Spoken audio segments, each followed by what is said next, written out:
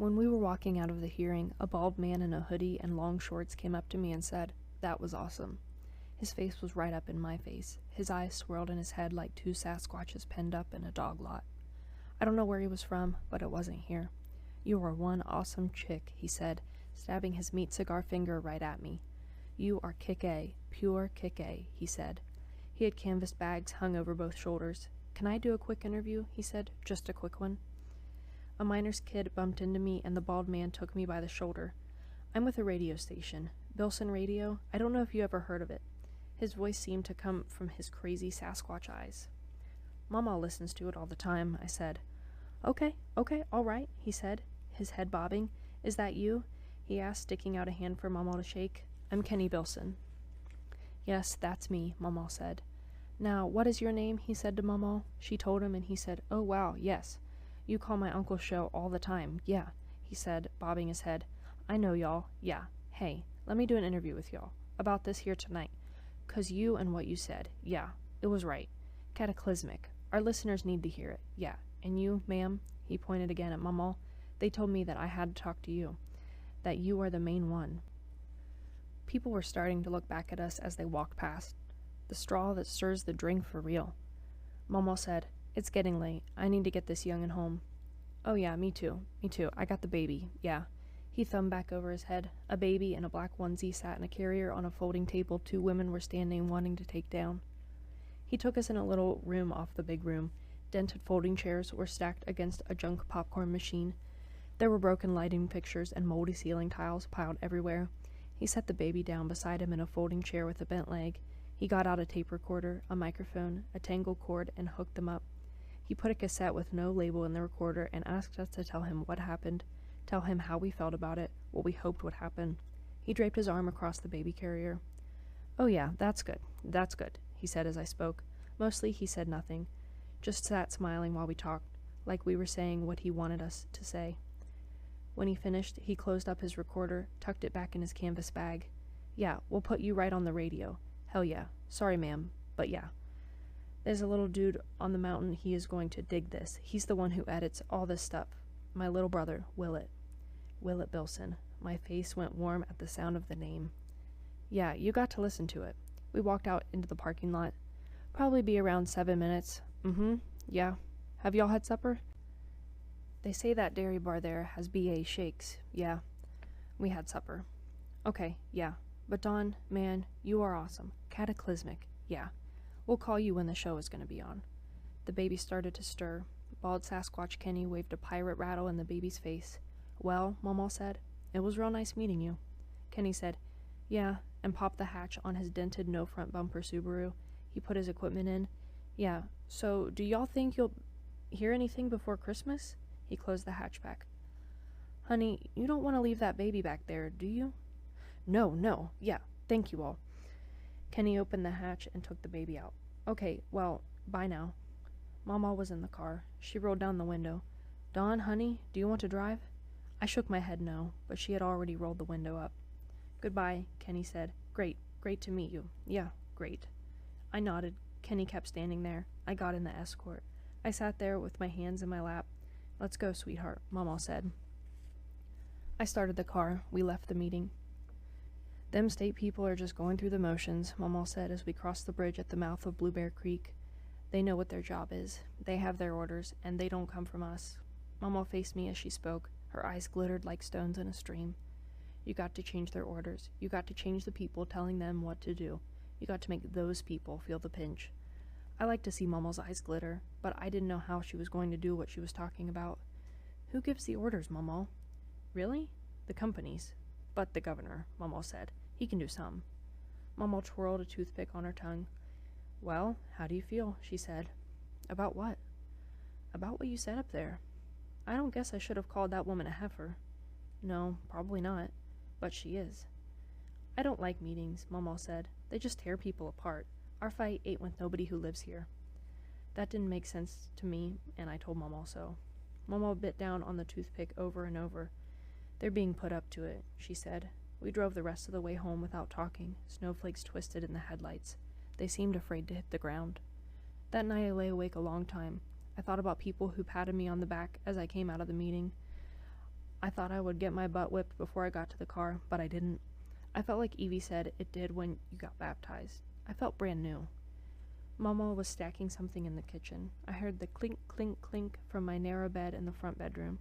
It sounded like she was sorting bullets, shells, some kind of ammunition. Ghosts and bed sheets ran bulldozers through my dreams. I woke Wednesday morning wishing I could turn on the radio and hear my voice come out of it. I could smell the coffee maker spit out Mama's thin coffee. I got up. I walked out to the end of the ridge road to catch the school bus. The bus came up the backside of the mountain against the skim milk sky. The bus was full of little kids, sleepy but afraid to go to sleep. They were afraid of spit in their ears, gum in their hair, knuckles to the base of their skulls. The bus stank of middle school BO and cooking grease. I sat down next to a little boy who wiped his nose with an infected finger. Hardly any of the kids who rode the bus had parents working at the coal mines. The ride was quiet. When I got off the bus, Evie grabbed my arm and headed me out into the parking lot towards her car. "Did you say something at that meeting last night?" "Yeah, I said something." "Why?" "'Cause they talked bad about Mama." Evie stood looking at me over the hood of her tan Cavalier. "You don't think your Mama can take care of herself?" "I guess." "You don't think she knows what she's getting into?" "Shut up, Evie. You're retarded." Evie got in the car. So did I.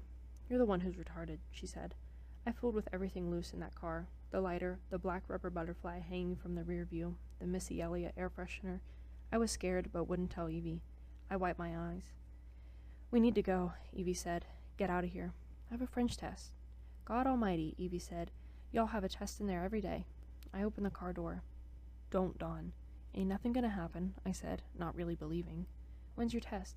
"Second period." "Don't go in till second period." "You stay with me, Evie." "I can't.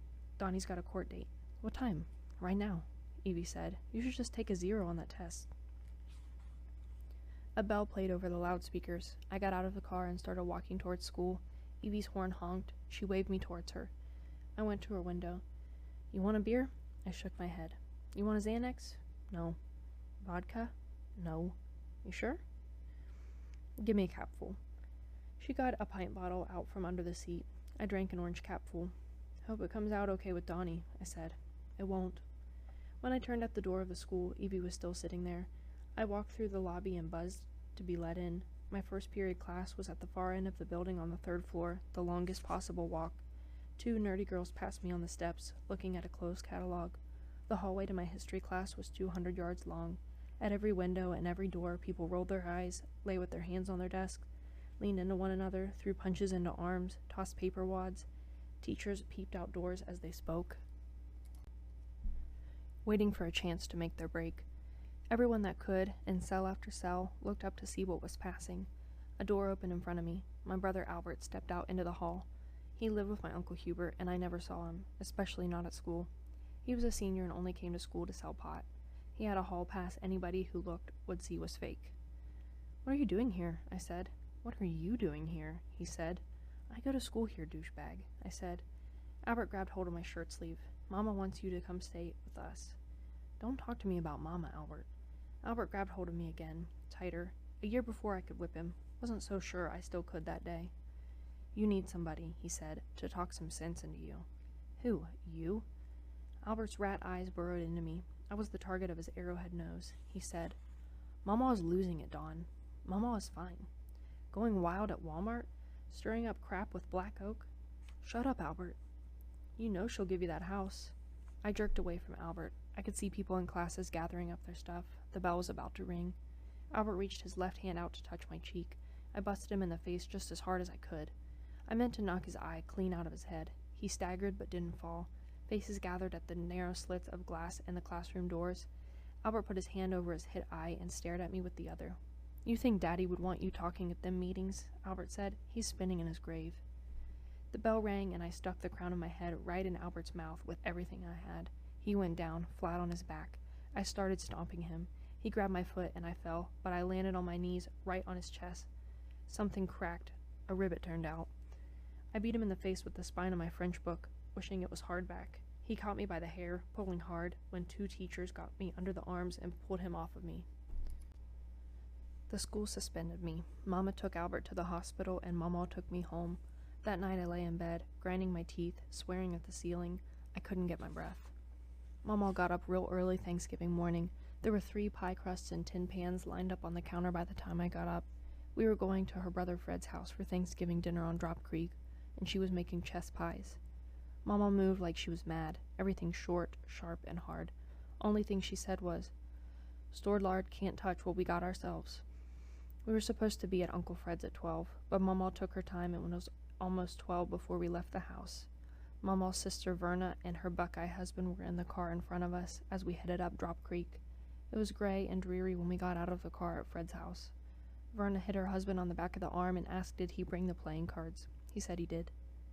We walked up the broad steps onto Fred's deep, dark front porch. My cousin Kevin's little boys were shooting paintball at a target at the side of the house. The targets were stuck on Uncle Fred's woodpile, the biggest woodpile I ever seen. When we walked in the front of the house, all 4 of Mama's nephews were standing there in front of the television. They drank from red plastic cups. They looked at us like they'd been waiting, but they didn't say anything. 2 were Fred's sons. The other 2 were Verna's. Verna lived in Cincinnati, but the boys stayed in Canner County.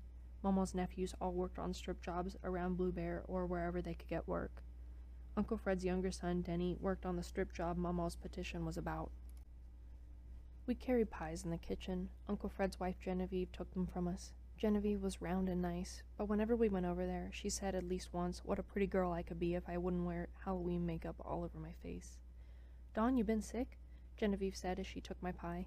One of my 8th grade cousins, a boy with a football jersey on, ran through. She got suspended. "Is that right?" "Don't matter. We're on break anyway," I said. Fred laughed at that. Genevieve sat us down to eat at a round table off the kitchen. The dishes were white with flowers on them. Fred passed me a pan of rolls. Aunt Verna was filling a water pitcher at the sink when a hose came loose under the sink and water started flooding out all over the kitchen floor. Fred moved quickly, quietly, and turned it off. He was soaked. He smiled. "Drownded," was all he said. Genevieve left the kitchen and returned carrying a folded shirt, plaid and soft, a clean white V-neck t-shirt. Fred patted me on the shoulder as he passed behind on the way to the back of the house to change his clothes. Genevieve had the water on the floor mopped up before the bread got cold. Fred came back. He had a tan canvas coat on. He nodded at his wife and left. "He's going to check on the mine," she said. "They have a new boy working the guard shack." We finished eating and cleared the dishes and pans from the table. Genevieve set a pound cake, a stack cake, a plate of cookies, and one of Mama's chess pies out on the table. "Should we wait for him to get back?" Mama said. "He'll be a while," Genevieve said. "Untelling." She stacked plates, piled silverware. I looked at Mama. She nodded at me. I rose to help. "I'm fine, Dawn," Genevieve said. "Why don't you go out there and see what Denny's doing?" My cousin Denny sat in the living room slouched down in an armchair. A deer head hung above his head. He wasn't paying attention to the football game on the TV. He smiled at me and got up and went in the kitchen. I could hear the women talking about backsliding at the VFW. Denny brought me a Mountain Dew and sat back down in his daddy's chair. His mother passed through, got a big piece of Tupperware out of a closet. She went back in the kitchen and brought me a paper napkin. I had a headache. My skull felt like it was about to split in half.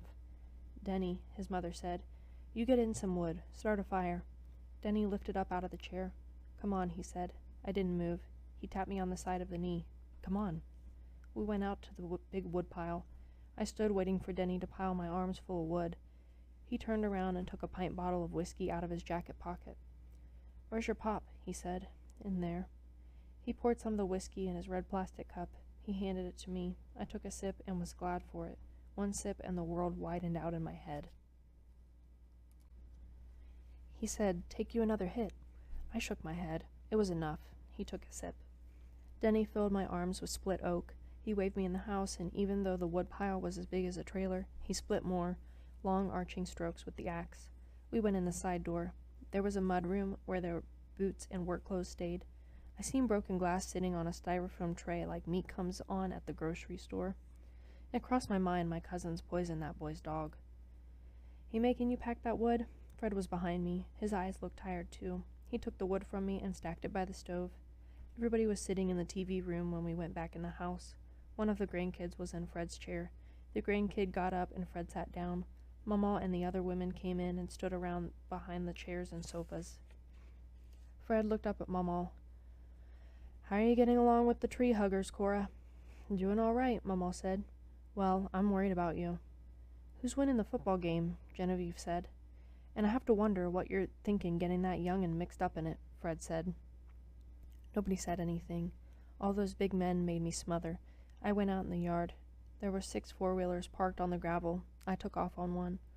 The tires crunched against the frosted ground. The bark of the motor ran through the skeleton trees. I wound straight uphill, dipped across a dry creek bed, and then up again. I came to the edge of the woods, to the mine the meeting on Tuesday night had been about. I turned the four-wheeler engine off. The strip job was quiet.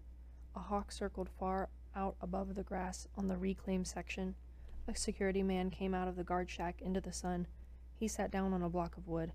He ate out of a plastic container, sopped Genevieve's yellow gravy with a dinner roll. The sun made long blue tree trunk shadows, turning the stones at the edge of the high wall gold and orange. The light, anyway, was beautiful. I walked away from the four-wheeler. The mountains seemed empty, but I knew they weren't. You walk on, thinking you're going deeper into the woods, deeper into the past, further away from the BS of the world, and then you trip over the cable running from somebody's satellite dish, and then you see the trailer and hear the creak of the trampoline springs, and then it's, oh well, welcome back. I wished I was warm, by the stove at Mama's, cutting pictures out of magazines, looking at winter through her dripping windows. I walked the rutted mine road back towards the house. An owl swiveled its head high up in a poplar tree, its doubloon eyes fixed on me. It flapped to another tree, deeper into the woods. I followed it. The owl moved to a third tree. I went after it, my eye fixed on the owl, and the ground beneath my feet broke in on itself, made a hole narrow and deep. Once I was in, it felt like the ground closed up over me. It didn't. I could still see the sky, but the hole was deeper than I was tall. I tried to stand, but my ankle gave out on me, and when I fell, I peeled back the skin over my shin bone on a wedge of sandstone. My pants leg bloodied up, and I rolled over on my back at the bottom of the hole, a hole narrow and deep.